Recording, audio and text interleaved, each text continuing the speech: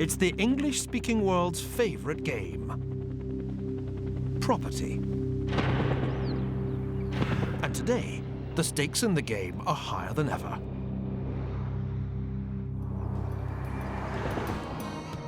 The original property game we know today as Monopoly was actually invented back in 1903 to expose the unfairness of a social system where a small minority of landlords screwed the majority of tenants. 30 years later, an unemployed plumber named Charles Darrow patented a new version of the game, with the board based on the streets here in Atlantic City. It was Darrow who introduced the little houses and hotels. What the game of Monopoly tells us, contrary to its inventor's intentions, is that it's smart to own property. And if it's smart to own property, it's even smarter to lend money to the people who own property. That's because the phrase safe as houses has a rather special meaning in the world of finance. What it means is that there's nothing safer than to lend money to people who own real estate. Why? Well, because if they default on the loan, you can always repossess the property. Even if they run away, the house can't. What's more, the English-speaking world's obsession with property has been the foundation for a unique economic and political experiment, the property-owning democracy. Some say it's a model the whole world should adopt. The growth of property ownership gave rise to a new era in the history of finance. On the back of property, literally trillions of dollars have been borrowed, some of it by so-called subprime borrowers, people who'd previously been content to rent rather than own their homes.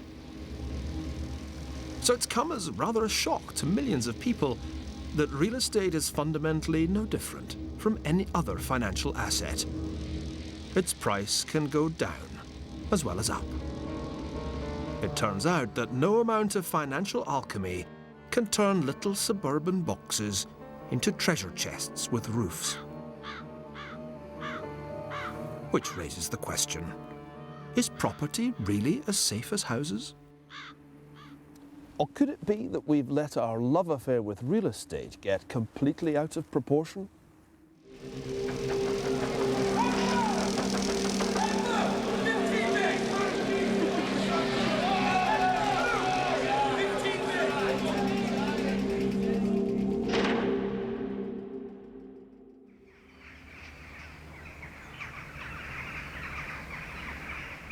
Property ownership was once the preserve of an aristocratic elite. Estates were passed down from father to son, along with titles and political privileges. Everyone else was a mere tenant, paying rent to their landlord. Even the right to vote in elections was originally a function of property ownership. In one respect, not much has changed in Britain since those days. Of 60 million acres of British land, around 40 million are owned by just 189,000 families. The difference is that they no longer monopolise the political system. Indeed, thanks to reform of the House of Lords, the hereditary peerage is being phased out of Parliament. Now, you can explain the decline of the aristocracy in many ways, but as far as I'm concerned, the main driver was finance.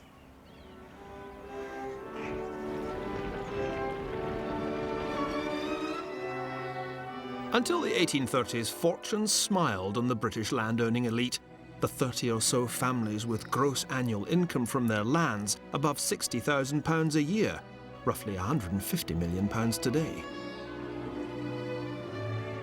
With such vast property assets backing them and income from agriculture booming, it was hard to see how the aristocracy could fail to flourish. Yet by ignoring a fundamental truth about property, they ensured their own decline.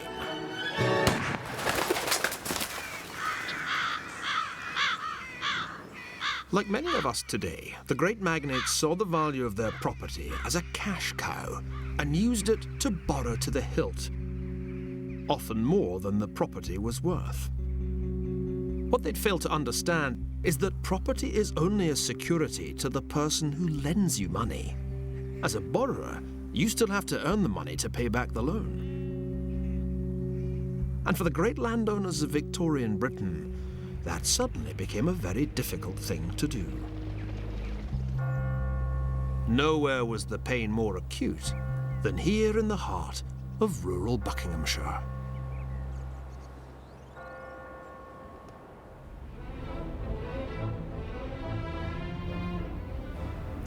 There's something undeniably magnificent about this huge neoclassical palace, Stowe House, arguably the greatest private residence built in England in the 18th century.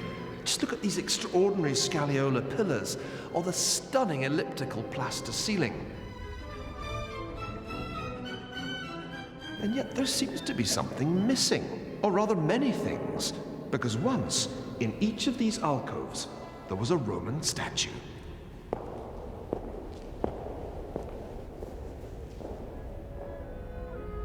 The exquisite Georgian fireplaces have been ripped out and replaced by bog-standard ones like this. Why? How did this most stately of stately homes become a mere shell of its former self? The answer is that this house belonged to the principal victim of the first modern property crash, Richard Plantagenet Temple Nugent Bridges Chandos Grenville, 2nd Duke of Buckingham. Stowe was only part of the Duke's vast empire of real estate.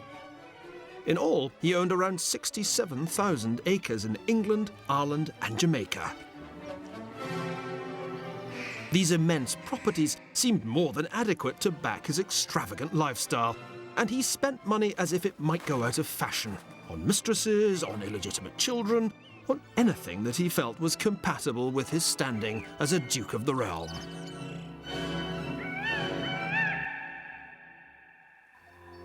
By 1845, the jig was up. Grain prices had begun their long slide downwards, and so had the income from agricultural land. Rural property prices plummeted. Suddenly, the aristocracy found that their borrowings had outrun the value of their estates. The Duke was spending far more than his income, and most of that was being absorbed by interest payments. But there was to be one final bout of conspicuous consumption.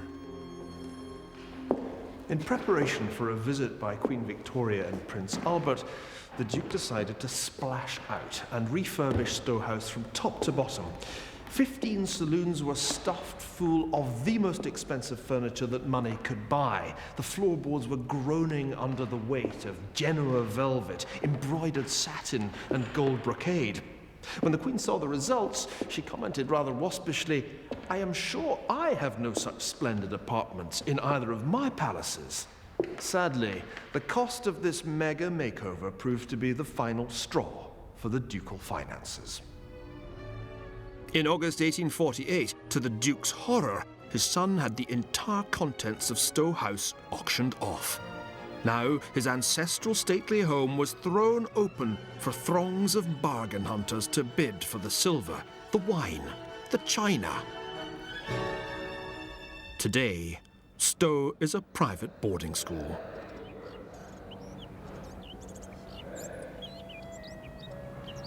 It's a poignant symbol of the transience of landed wealth. In the modern world, it turned out, a regular job and a steady income mattered more than an inherited title, no matter how many acres you owned. Divorced by his long-suffering and much betrayed Scottish wife, whose entire wardrobe had been seized by sheriff's officers in London, the Duke was finally forced to relinquish Stowe and move into rented accommodation. He eked out his days at his club, the Carlton, writing a succession of highly unreliable memoirs and incorrigibly chasing actresses and other men's wives. The fall of the Duke of Buckingham was a kind of harbinger for a new democratic age in which every adult would be given the vote, whether they owned a stately home or paid rent for a humble flat. As aristocratic fortunes from agriculture declined, so the franchise was widened. Yet the advent of universal suffrage didn't mean that property ownership had become universal. On the contrary, as recently as 1938, less than a third of the UK housing stock was in the hands of owner-occupiers. It was on the other side of the Atlantic that the first true property-owning democracy would emerge. And it would emerge from the biggest financial crisis ever seen.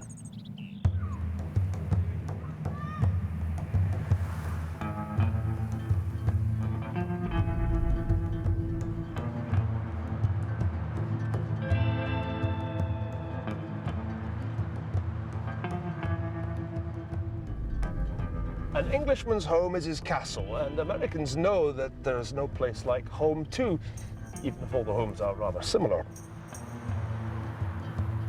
Today, we take the universal right to own our own home for granted.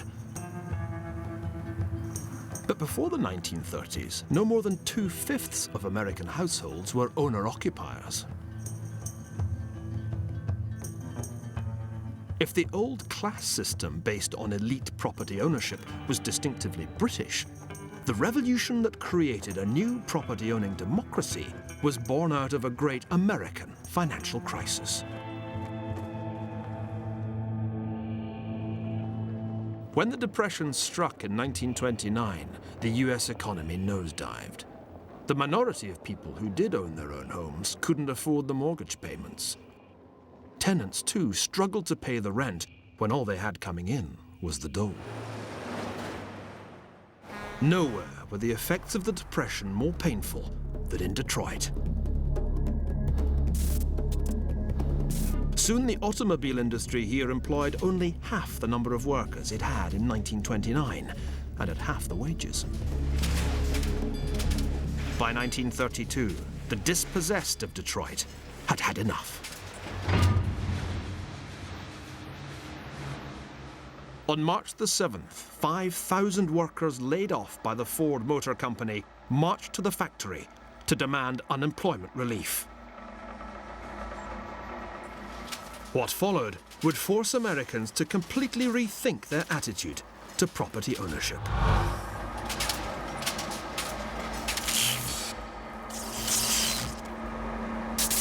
As the unarmed crowd reached Gate 4 of the company's River Rouge plant in Dearborn, scuffles broke out. Suddenly, the factory gates opened and a phalanx of police and security men rushed out and fired into the crowd.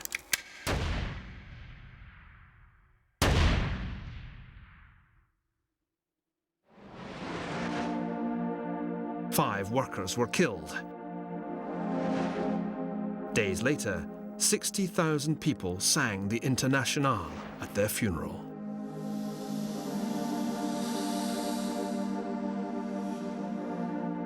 The Communist Party newspaper accused Edsel Ford, son of the firm's founder, Henry, of allowing a massacre.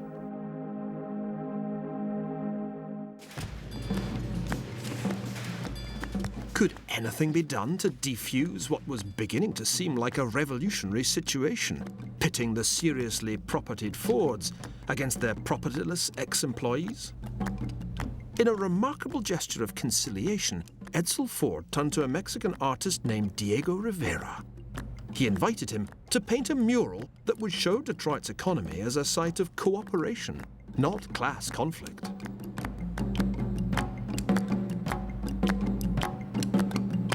Diego Rivera was a lifelong communist. His ideal was of a society in which there would be no private property, in which the means of production would be commonly owned. In his eyes, Ford's River Rouge plant was the very opposite, a capitalist society in which the workers worked and the property owners, who reaped the rewards of their efforts, merely watched.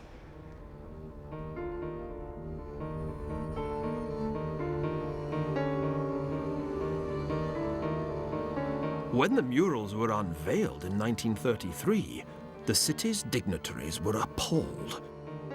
They saw them as communist propaganda, a travesty on the spirit of Detroit. The power of art is a wonderful thing, but it was clearly going to take something rather more powerful than art to heal a society so deeply split by the Depression. Other countries turned to the extremes of totalitarianism, But in the United States, the answer was the New Deal, and that included a New Deal on housing. In radically increasing the number of Americans who could hope to own their own homes, the Roosevelt administration pioneered the idea of a property-owning democracy. It proved to be the perfect antidote to Red Revolution.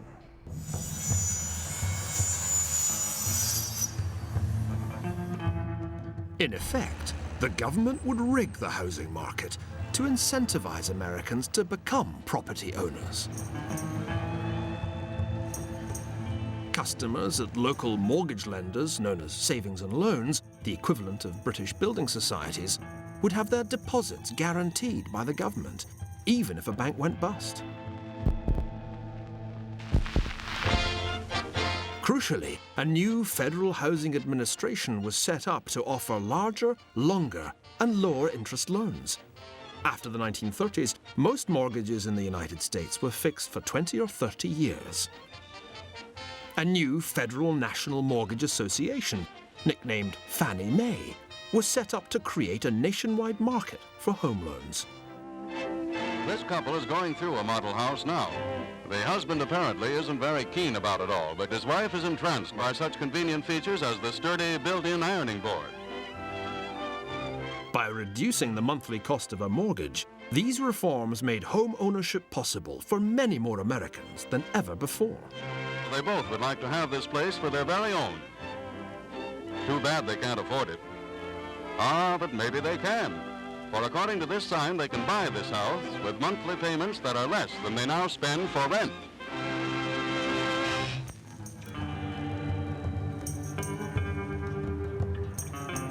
It's not too much to say that the modern United States, with its seductively samey suburbs, was born out of these New Deal reforms. From the 1930s then, the US government effectively underwrote the mortgage market, bringing borrowers and lenders together. And that was the reason for the big explosion in property ownership and mortgage debt in the decades after World War II. There was just one catch. Not everyone in American society had an invitation to the property-owning party.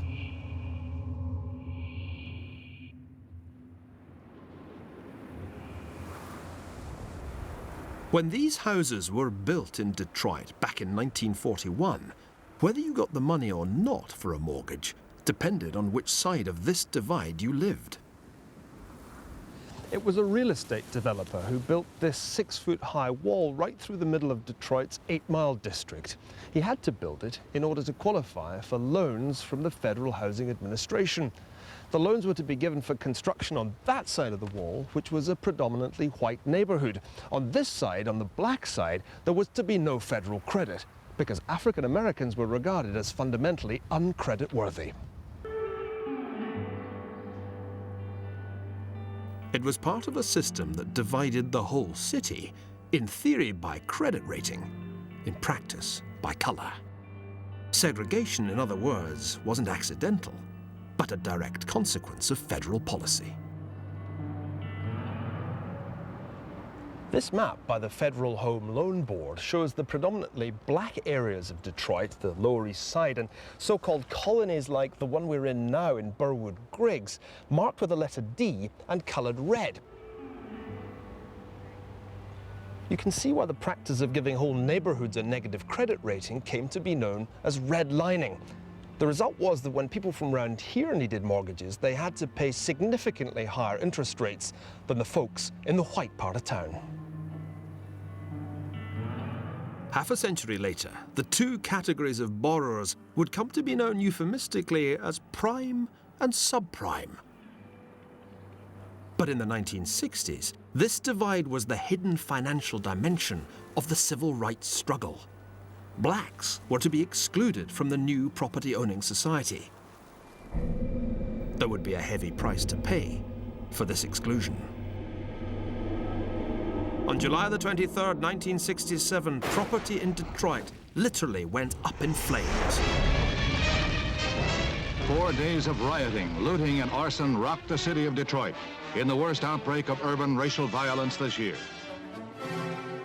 Anger at economic discrimination spilled over into 5 days of rioting that left 43 people dead. Significantly, most of the violence was directed not against people, but against property. Nearly 3,000 buildings were looted or burned.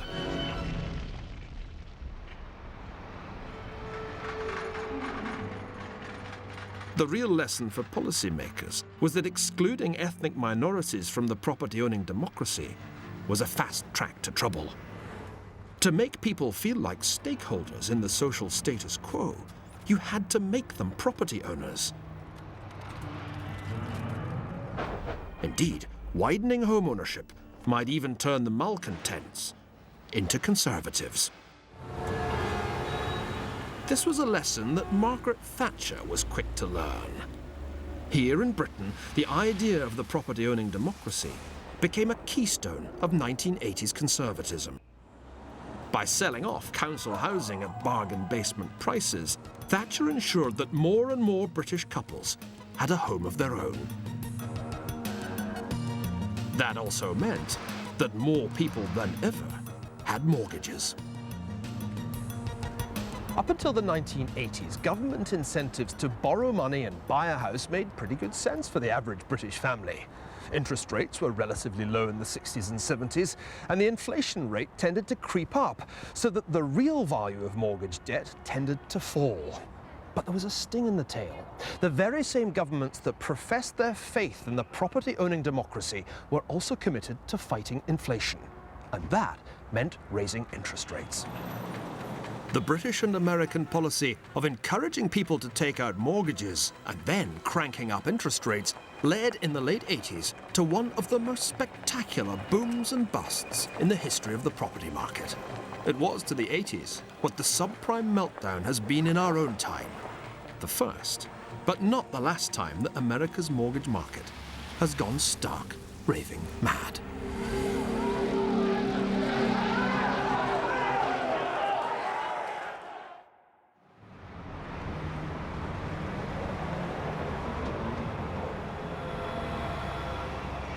To many of us, it's come as a shock that a crash in the American property market could trigger a major financial crisis.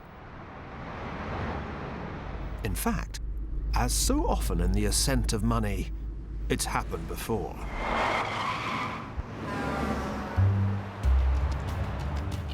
In March 1984, American government regulators received a copy of a video showing mile after mile of half-built houses and condominiums along Interstate 30, just outside Dallas, in Texas.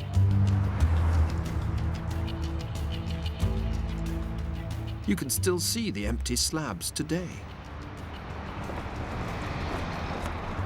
The investigation triggered by these unbuilt homes would expose one of the biggest financial scandals of all time, a scam that would make a mockery of the idea of property as a safe form of investment. This isn't a story about real estate, more like surreal estate. Savings and loan associations, America's building societies, were not only central to Roosevelt's New Deal on housing. By the 1970s, they were the foundation of America's property-owning democracy. Then, in the 1970s, the savings and loan industry was hit first by double-digit inflation and then by higher interest rates. It was a lethal double punch for institutions that were forbidden by law to raise the rates they paid to savers and which were receiving interest payments from local mortgage borrowers that had been fixed decades before. The response in Washington was to remove nearly all these restrictions. When deregulation was enacted in 1982, President Reagan was cock-a-hoop. All in all, I think we hit the jackpot. Well, some people certainly did. Liberated from the old constraints, the people running savings and loans suddenly saw a chance to make some serious money from the once boring business of mortgage lending. By raising savings rates, they could attract much more money from depositors. Then they could use these deposits as the basis for as many loans as they liked. Crucially, though, one thing didn't change. Savers' deposits were still insured by the government. It was an invitation to a gigantic free lunch for financial cowboys. This is the Wise Circle Grill just outside Dallas, filled every lunchtime with local citizens of unblemished integrity. 20 years ago, the clientele was rather different. The city of Dallas had more than its fair share of fraudulent savings and loans. And this was where the Dallas property cowboys came to hang out.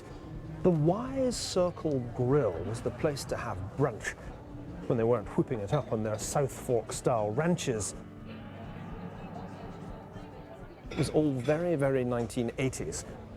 One group of Dallas developers, the Empire Savings and Loan Association, offered the perfect opportunity to make money out of thin air, or rather, out of flat Texan land.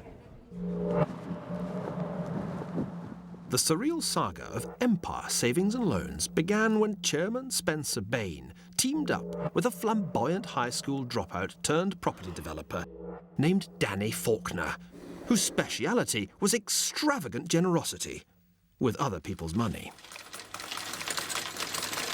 The money in question came in the form of deposit accounts on which Empire paid alluringly high interest rates. This is Faulkner Point, one of the very first developments that Danny Faulkner ever built. And it spawned a veritable empire of Faulkner Crest, Faulkner Creek, Crescent, Faulkner Fountain, Faulkner Oaks. Danny Faulkner's favourite trick was the flip. He would buy some parcel of land for peanuts and then sell it on to naive investors who got the money lent to them by, you guessed it, Empire Savings and Loans. And Danny Faulkner may have claimed that he was illiterate, but he certainly wasn't innumerate. Many investors never even got a chance to view their properties close up. Faulkner would simply fly them over in his helicopter without landing. By 1984, property development in Texas was out of control, paid for by government-guaranteed deposits that were effectively going straight into the pockets of the developers. On paper at least, the assets of Empire had grown from $12 million to $257 million in just over 2 years. The trouble was that the demand for condos by Interstate 30 could never possibly have kept up with the vast supply that was being generated by Faulkner, Blaine and their cronies. When the regulators finally blew the whistle in 1984, that reality could no longer be escaped, and hundreds of the buildings that they erected ended up being bulldozed or burnt to the ground. Today, 24 years on, it's still a Texan wasteland. In 1991, Faulkner and Bain were both convicted and jailed for fraud. One investigator called Empire one of the most reckless and fraudulent land investment schemes in American history. In all, nearly 500 savings and loans collapsed. According to one official estimate, nearly half had seen criminal conduct by insiders.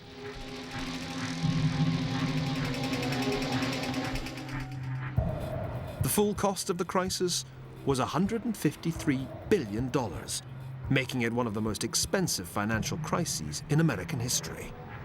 And the federal government, which had deregulated the savings and loans in the first place, had to pick up the bill, which is another way of saying that taxpayers forked out. It was the first clear sign that there might be a downside to the idea of the property-owning democracy.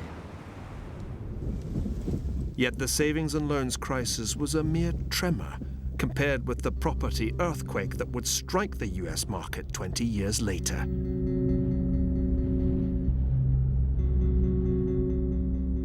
Savings and loans was an all-American crisis, but the subprime quake would shake the entire world of finance to its very foundations.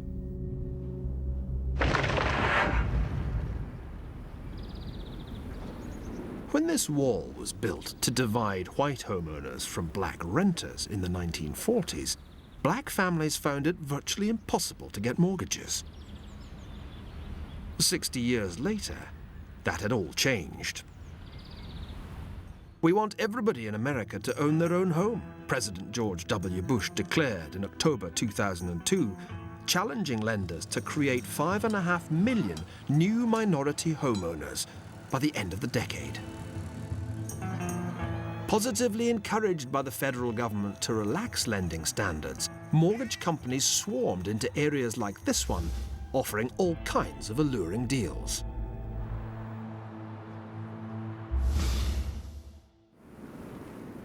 Because so many of the new borrowers had patchy credit histories, these loans came to be known as subprime. No income, no job, no assets. That made you a perfect candidate for a ninja loan. The problem was that behind low introductory payments, these new mortgage loans were very different from the old 30-year fixed-rate repayment loans of the past. Since the 1980s, the housing game has radically changed throughout the English-speaking world. Mortgages are for shorter and shorter durations, and more borrowers are opting for interest-only mortgages. That makes households far more sensitive than they used to be to interest rate hikes. So how come the lenders didn't worry that these subprime borrowers were almost certain to default if interest rates rose? The answer to that question, and the key to the subprime crisis, was another S word: securitization.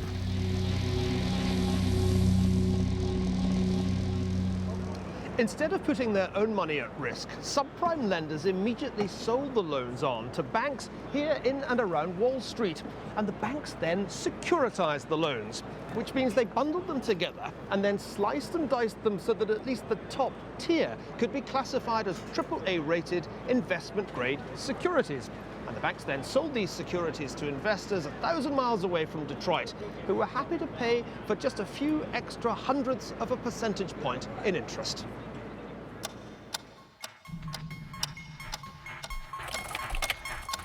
The key to securitization was the distance between the mortgage borrowers in, say, Detroit, and the people who ended up receiving their interest payments. By the time small towns in Norway bought these securities, they had no idea what was really behind their investment. Financial alchemy? Well, it was a business model that worked beautifully as long as interest rates stayed low, people kept their jobs, and real estate prices continued to rise.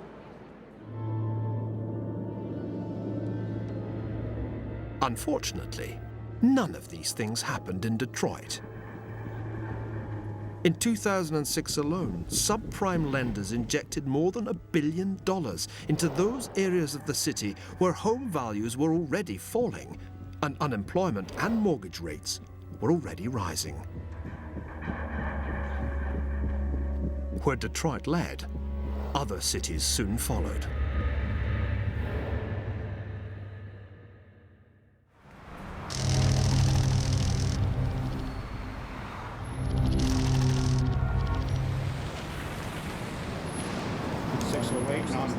Road, $55,261.94. It's Thursday at noon, and I'm witnessing a twice-daily ritual here on the steps of the Memphis courthouse. About 30 homes are about to be auctioned off here, and the reason is that the mortgage lenders have foreclosed on the homeowners for failing to keep up with their interest payments. 2926 South Radford Avenue. Memphis is really becoming foreclosure city these days. In the past 5 years, something like 1 in 4 households has received a notice threatening them with foreclosure. Since the subprime mortgage market began to turn sour in the early summer of 2007, shockwaves have been spreading through all the world's financial markets, wiping out hedge funds, obliterating venerable investment banks, and costing the survivors hundreds of billions of dollars. Remember that pillar of the 1930s New Deal mortgage market, Fannie Mae? With its younger brother, Freddie Mac, it grew to own or guarantee around half of all American home loans. In September 2008, Fannie and Freddie were effectively nationalized to avoid a complete collapse of the mortgage market. Established Wall Street names like Bear Stearns, Lehman Brothers, and Merrill Lynch have vanished. Unlike savings and loans, this crisis extends right around the world. The 4 Norwegian municipalities of Rana, Hemnes, Hattfjelldal, and Narvik, which had invested their citizens' taxes in subprime-backed securities, are now sitting on an investment worth roughly 15% of what they paid for it, a loss of $100 million.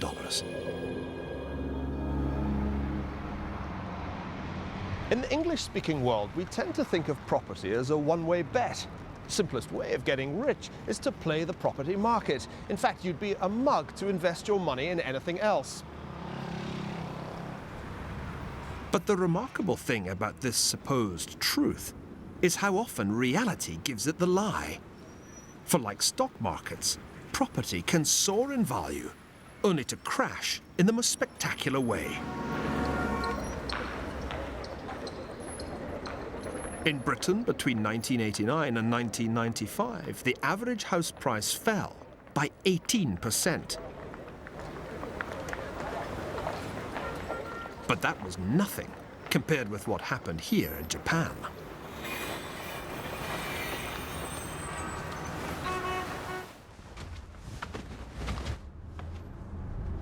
Yeah, the view's good. Very Austin Powers decor. I'm loving that.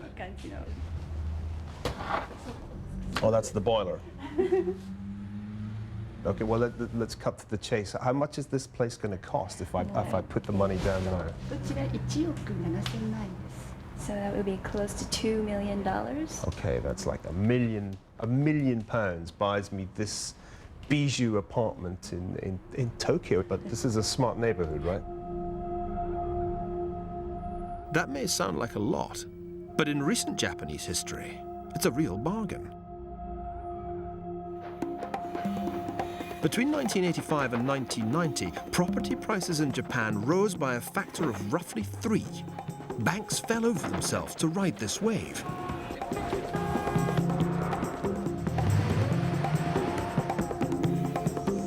But it wasn't a wave. It was a bubble. And in 1990, it burst. Prices here in Tokyo fell by 75%, wiping out all the previous gains. This has cost £1 million now. How much did it cost back in 1990 at the peak of the property bubble? So roughly 3 times. Three the value. times? So close to possibly $6 million. £3 million. Wow. You know, we think we've had a property crash in the West, but this is a real property crash.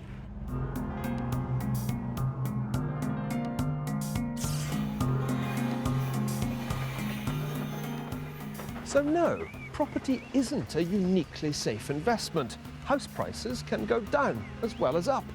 And as assets go, houses are pretty illiquid, which means you can't unload them in a hurry if you get into a financial jam. And that pretty much is the downside of the idea of a property-owning democracy. The question now is whether we English speakers have any business trying to export our model to the rest of the world.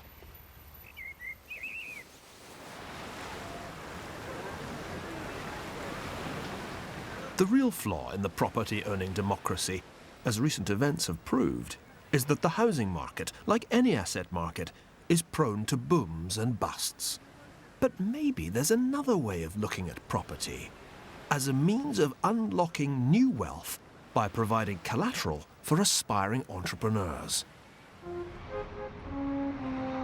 Could property ownership be the answer to the problems of the world's poorest countries?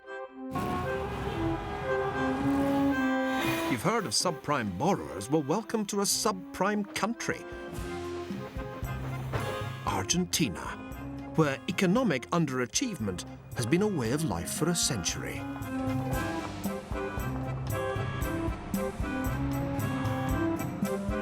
These slums on the outskirts of Buenos Aires seem a million miles from the elegant boulevards of the Argentine capital center. But are people here really as poor as they look? One man didn't believe so.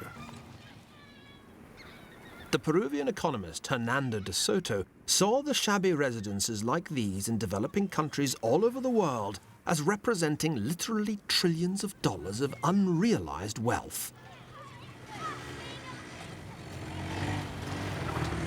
The problem is that the people who live here and in countless shanty towns around the world don't have secure legal title to their homes. That's bad because without a legal title to property, you can't use it as collateral to borrow money. And if you can't borrow money, then you can't possibly raise the capital you need to start a business. Part of the trouble is that in poor countries, it's a bureaucratic nightmare to establish secure legal title to property. It can take months, sometimes years longer than in the English-speaking world. For Hernando de Soto, breathing financial life into all this dead capital is the key to providing the poor with a more prosperous future.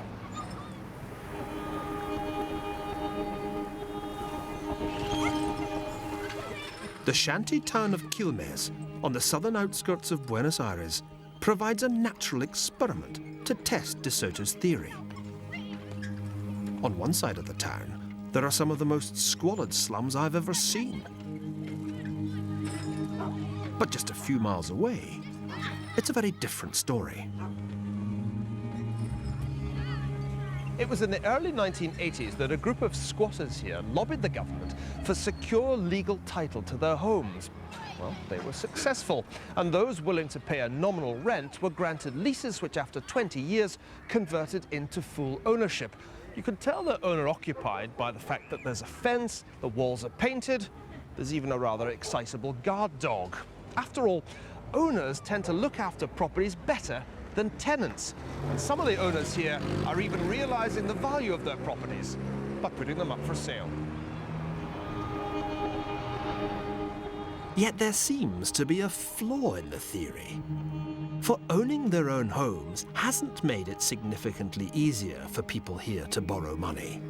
Just 4% of them have managed to secure a mortgage. The reality is that owning property doesn't give you security, it just gives your creditors security. Real security comes from having an income, as the Duke of Buckingham discovered in the 1840s, as Detroit homeowners are discovering today, and as I suspect the people of Quilmes would probably agree. For that reason, it probably isn't necessary for every entrepreneur in the developing world to take out a mortgage on his home, or for that matter, on her home. In fact, property ownership may not be the key to wealth generation at all.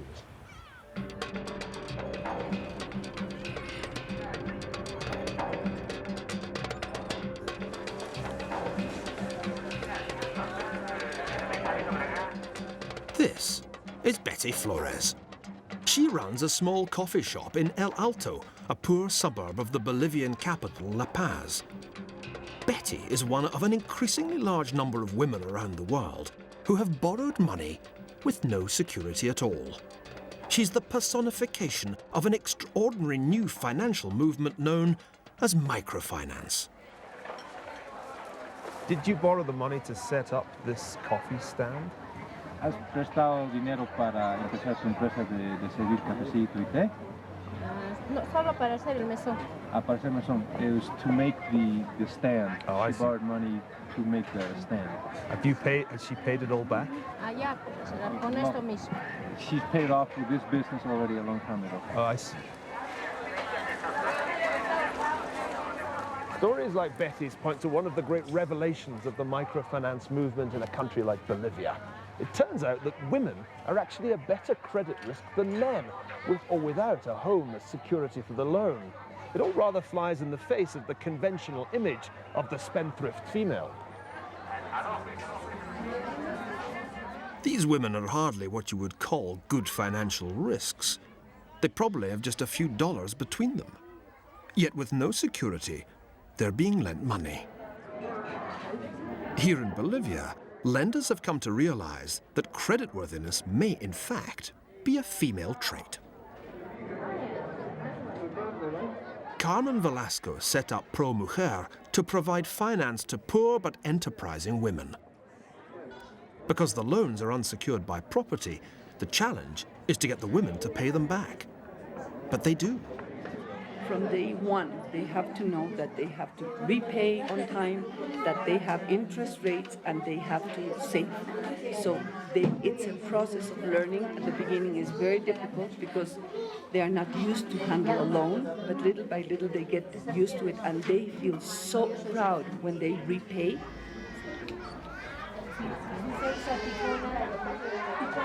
I must say I'm hugely impressed by what I'm seeing here at ProMujer. You can sense in this hive of activity the transformation that microfinance has brought into these women's lives. And behind me, you can see the bottom line. Women lining up to repay their loans punctually. Maybe it's time to change that old catchphrase from as safe as houses to as safe as housewives. Of course, it would be a mistake to assume that microfinance is some kind of economic magic bullet. Just giving out loans won't necessarily consign poverty to the museums. But then betting everything on the house won't do that either.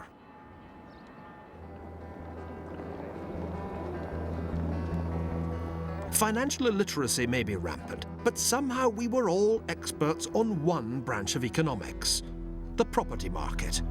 We all knew that property was a one-way bet. Except that it wasn't. All over the world, it seems, property prices are falling. From Memphis to Santiago. From London to La Paz.